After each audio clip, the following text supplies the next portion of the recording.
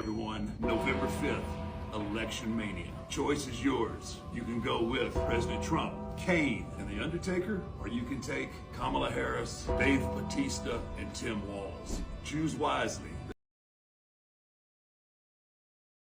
Yes, Undertaker is to have an interview with Trump, the person who posted this video. This is what he wrote. Breaking: WWE Legend Undertaker released footage of him and Trump. On the other hand, Dave Bautista touches to be Trump as whiny little B wears more makeup than Dolly Parton. Okay, these are two different people, taking decisions on based on what they believe in. He released a video. I don't know if you've seen this. Let's take a look at this. The thing that Donald Trump has ever done is divided this country. America will only be great if you vote for me. And that's bullshit. It's not making America great. It's making Donald Trump great. Vote for me so I can pardon myself, do anything I want, and get away with it. Just a regular guy. But when I look up the definition of narcissist, this is who people want running our country. Everything he loses is rigged. When he won in 2016, because he lost the popular vote was rigged. What a whiny little bit of fact. Donald Trump is all over the place right now, both literally and figuratively. He's canceled a number of high-profile television appearances in favor of cozy, friendly chats with the wannabe bro Rogans of the podcasting world. I'm learning about all these weird right-wing swamp creatures lately, thanks to Donald Trump. None of these guys, none of them spend even a minute pushing back on his nonsense. He says whatever he wants. Today he was on something called the PBD podcast, where he told the host how much... Yes, this clip alone clearly shows you how these people are panicking. Jimmy here is freaking out because Trump is appearing on this podcast. I've seen Trump on podcasts that I never believed he would be. So when you see them freaking out like this should clearly tells you their mind. Kamala went to see Joe Rogan to appear on a podcast. When Trump announced he'll be going there, they will not see that. Jimmy will not see that at all. To call out Kamala, why are you going to Joe Rogan? He is here. Like I've been saying on most of my videos, this guy is not funny.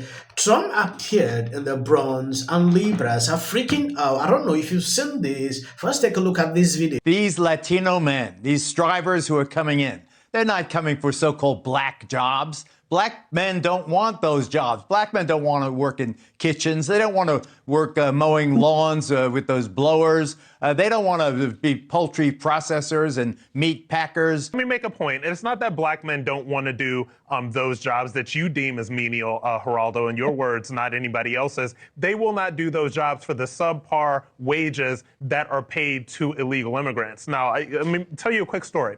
I wrote a book called Always a Soldier. There's a story in that book about a McDonald's hamburger bun plant that was right outside of Chicago. When the immigration authorities made sure that that plant was not hiring illegal immigrants, they had to hire people from the local communities, many of which ended up being black men, and they had to pay them a livable wage. So let's stop with the fiction that black men don't want to work and that they don't want to do these jobs. What they don't want to do is these jobs for what these employers are paying illegal immigrants to do. You ever see what the United Farm Workers look like?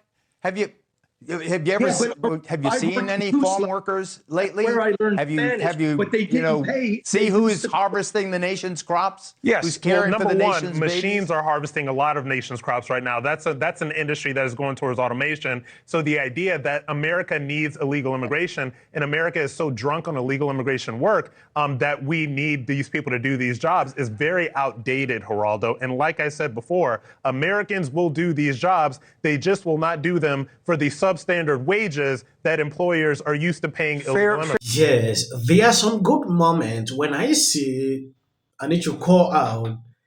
Trump recently appeared at a barbershop in the Bronx, and it was amazing.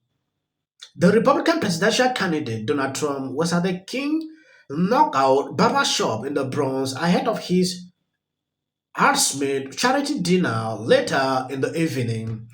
Okay, Trump appeared here, which to me, the way he interact with people here amazed me. I don't understand why the mainstream media is freaking out about that. Some say, oh, they are disappointed. So we decided to go to Detroit for our exclusive Barbershop Talk series to see what real Americans have to say. Let's take a look. As I always say, the barbershop is the center of everything in the community in Black America. So we start in Detroit, Michigan to figure out what the people are saying on the ground. Let's go.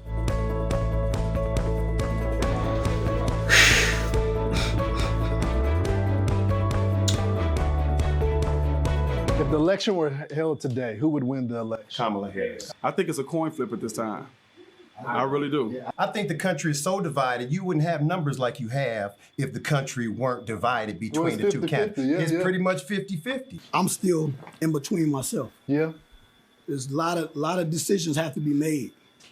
Me being an entrepreneur and a father and a grandfather, I'm looking at what state my children will be in 10 years from now. At the end of the day, I'm Trump because my eyes open. I can see that he was doing a lot better than what we're going through right now. You can't even go to the grocery stores right now without making a life decision on what you want to get. You know, you got to compromise. We don't have to go through that 4 years ago. You know, just being able to just live on a day-to-day basis, it has become a little harder at this point in time. It's really hard to put our economic condition now on any particular administration. In regards to the economy, I do think that Trump have some benefits as far as keeping our jobs right here. Yes, I always like these honest conversations where people are allowed to express themselves the way they want. Okay, we have seen people that are saying, oh, Kamala will win, Trump will win. Now, let's face facts. Majority of the people who say Trump can win are bringing out reasons they see into, why they have decided to support him. If you ask someone, why are you supporting Kamala? She has been here for more than 3 years. What has she done? She could probably do that during this period. Or she waited, during campaign to say, I will do this, I will do that. That is a question that passes through me when I look at people saying, oh, I'm voting for her. The business sector in the Arab American community. And I was really surprised this week to get an earful to hear them say that they would much rather either vote a third party, not vote at all, or vote for Donald Trump. And I'm telling you, it's not obviously a significant sample size, but I cannot find one Arab American within my social circle in business or personally who have said that they will vote for Kamala Harris. When you look at the polling, it seems sort of neck and neck. What they are saying, and this is not a Donald Trump campaign line, that Tiffany Trump's father-in-law, who's a Lebanese businessman, has been successful in kind of converting and talking to people to explain why Trump would be better. Even with a Muslim ban, even with everything else that has happened, they feel they do not have any political clout. They don't have any political operation. The only political power they have is their vote, even if it means the rise of Donald Trump. That's extraordinary. That's extraordinary. You will see at the end of the day, Trump is gaining more momentum in Michigan. This lady on CNN was actually shocked to realize every person is going for Trump. What is going on? Liberals are shocked. Coupled to what we know is happening in the Middle East.